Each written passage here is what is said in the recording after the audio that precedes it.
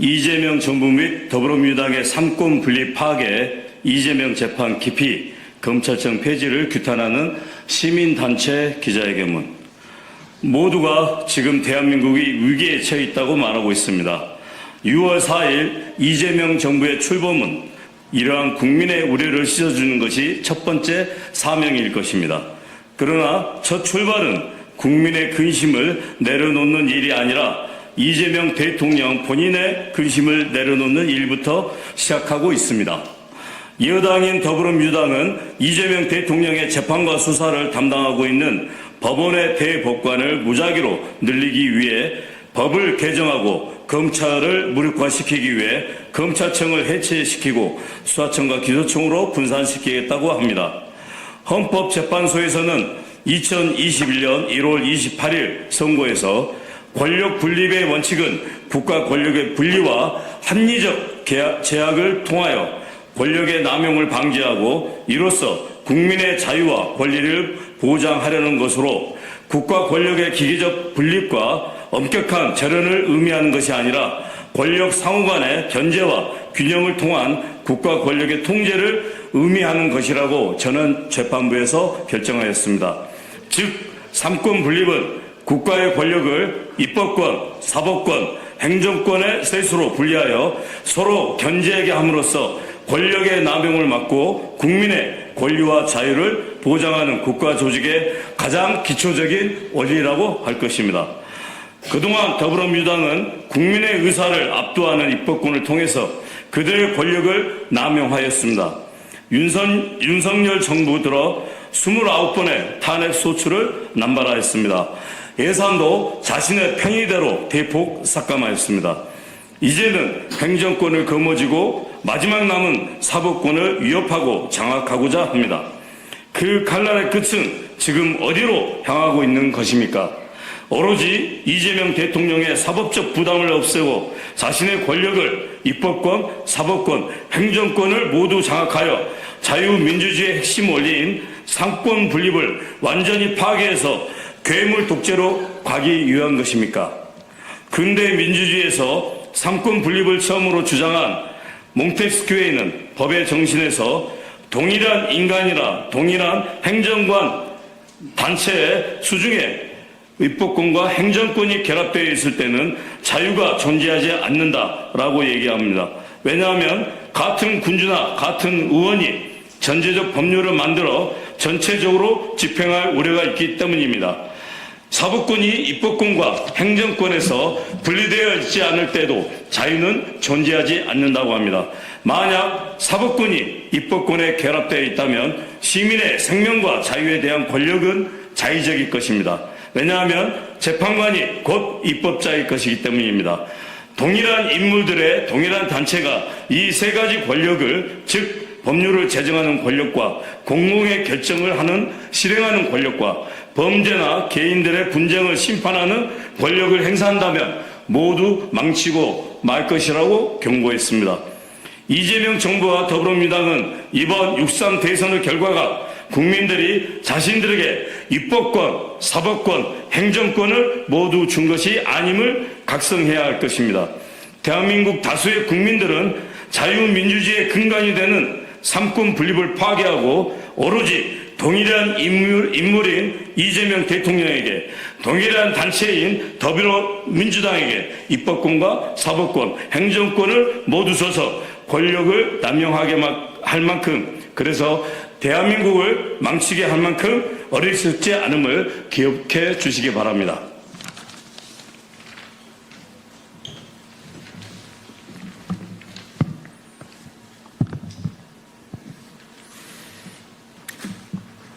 지난 6월 9일 서울고등법원은 오는 18일 예정이던 공직선거법 위반 사건 파기 완송심을 무기한 연기하였습니다.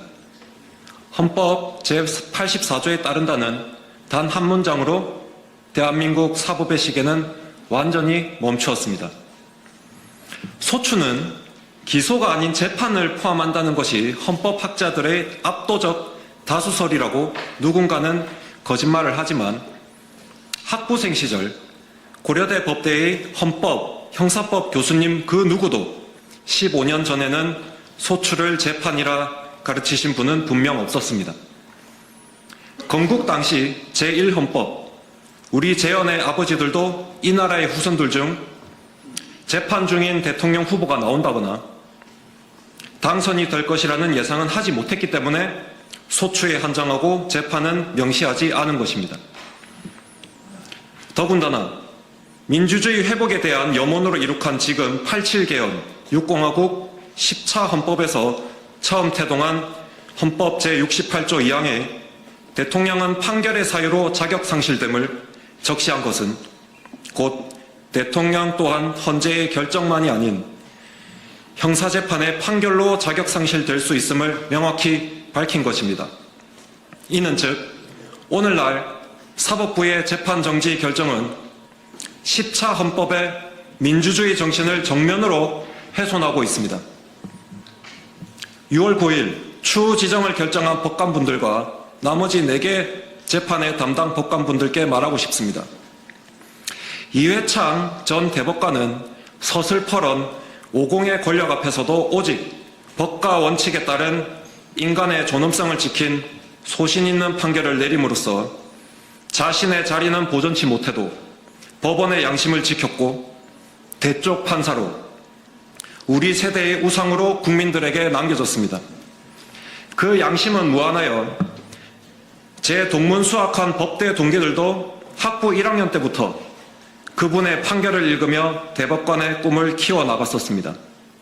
지금 정치 권력 앞에 엎드리는 보신만능주의 법관들만이 아니라 이회창과 같은 대쪽 판사는 과연 오늘날 살아 있습니까?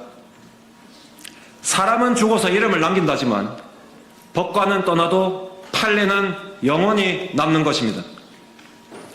오직 대한민국에서 법관만이 그 무한한 명예의 기회를 가지고 있음을 상기해 주시길 바랍니다. 혹자는 국민 65%가 재판은 진행되어야 한다 해서 재판을 진행하라 말하는데 공감할 수 없는 말입니다. 설령 국민 99%가 재판은 중지되어야 한다고 해도 사법부는 오직 법과 원칙에 따라 사법의 정의를 세워야만 합니다. 사법부는 민이라는 민중의 뜻에 따라 흔들리거나 움직이면 스스로 그 존립의 의의를 상실하고 상권 분립의 기둥은 쓰러지고 자유민주주의도 무너지는 것입니다. 공산주의도 민주주의의 형태였고 무솔리니의 파시즘도 히틀러의 나치당도 총칼이 아닌 민중의 뜻을 얻고 민주주의 틀 안에서 태어난 지난 역사를 기억해야 합니다. 사법부는 이를 멈출 브레이크이자 민주공화국 체제 유지의 마지막 저지선입니다. 사법부 독립의 붕괴는 분명 20년 안에 이처럼 양갈래 전체주의 국가의 한 길로 대한민국을 나아가게 만들 것입니다.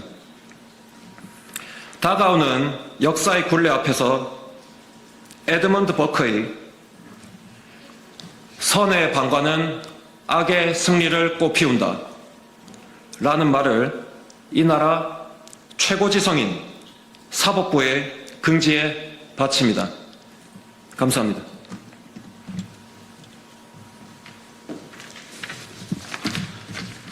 안녕하십니까.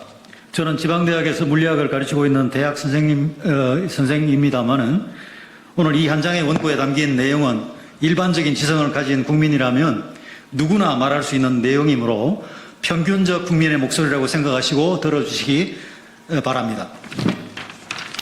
존경하는 국민 여러분, 지금 정부 여당이 강행하고 있는 검찰청 폐지와 수사, 기소 완전 분리는 단순한 제도 개편이 아니라 국민의 눈과 귀, 입을 막는 사법 통제 시도입니다.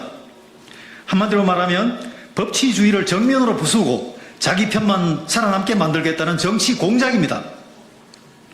첫째, 왜 지금 이 시점에 갑자기 검찰을 없애겠다는 겁니까? 우리 대다수 국민은 기억합니다. 만일 검찰이 없었더라면 조국 전 장관 일가의 권력형 비리, 모 권력자의 대장동, 백현동 등 성남 개발 비리, 위례 신도시 개발 특혜, 성남 FC 불법 후원금 수수, 외환거래법 및 대북지원법 위반, 위증교사 및 재판 불응, 벌금형 등의 수없는 사건, 모 권력자 부인의 공직선거법 위반, 법인카드 유용 및 업무상 배임, 또 관용차 공무원의 사적 유용 혐의 등 현 정권 실세들과 관련된 각종 수사는 진작에 묻혔을 것입니다. 이러한 불편한 진실들을 입막음하려는 게 지금의 입법 목적이 아닙니까? 둘째, 형사사법 시스템을 붕괴시키는 구조적 문제입니다. 수사는 경찰, 기소는 검찰로 나눈다면서 그 둘 사이에 협력 시스템도 벽을 쳐놓았습니다. 그 결과는 뭡니까? 수사는 부실하게 되고 기소는 책임을 회피하게 되고 국민은 정의를 못 누립니다. 이미 경찰의 무혐의 남발, 부실 수사, 증거